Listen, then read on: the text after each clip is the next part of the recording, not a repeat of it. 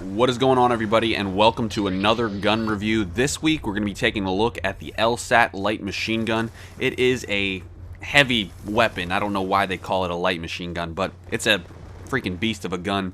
It has 100 rounds in the magazine, 200 round capacity after that. It is a gun that everyone is using. Everyone is just using light machine guns, and just the Lsat is just seems to be one of the better ones. And so I figured I'd get this gun review, this class setup up early, and you know, hopefully help some people that want to use it or haven't been using it or are using it and really aren't having the best of time with it. I will be showing you a preferred class for the pros and a preferred class for the noobs. If you are a noob and you're going to run around with a target finder, this is the gun to do it on. I will tell you that right now. What you're going to be watching is a little bit of Lsat gameplay and then a split screen setup of the two different classes. So let's get right into the first class. For the pro preferred class, you're going to obviously take the Lsat as your primary. You're going to throw on the EOTech sight and the grip, the foregrip. Secondary is going to be small, so you can help your team. Now the perks are going to be flak jacket, toughness, and engineer. All of these are going to be set up so that you can aim down sight, really hold points down. Whether you're playing hardpoint, domination, or you're throwing up support in kill confirmed, you can hold a certain section or choke points down with this class. The lethal, I took frag and obviously EMP grenade, because EMP grenade are just obviously the best tactical equipment, in my opinion, that you can use. Now, if you want to look at the spread pattern from the hip, you'll notice that this gun is horrible. You're not going to want to obviously fire it from the hip unless you're barrel stuffing.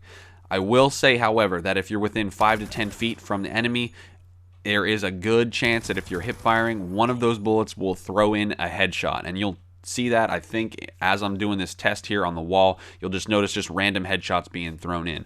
Obviously, from far away, the hip fire is absolutely atrocious. It takes almost an entire clip to kill somebody if you are hip firing. Once you aim in, it is pinpoint accurate. Only few bullets are going to get the job done.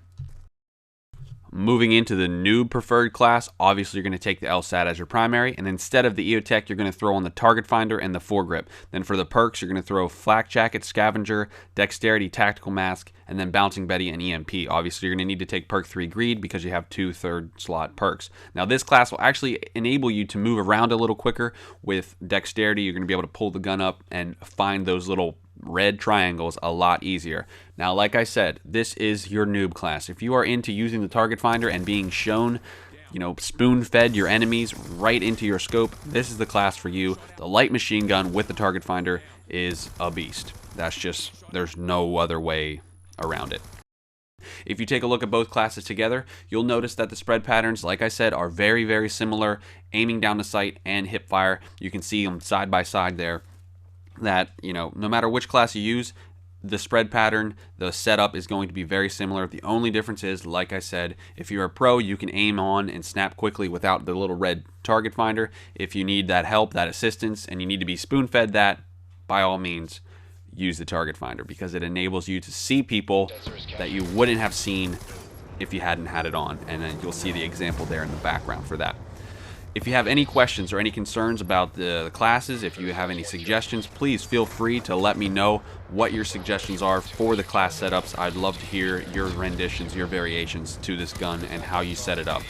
It is a great weapon to use if you're playing, like I said, these objective-based games where you can hold down choke points and lock down the enemy in a certain area.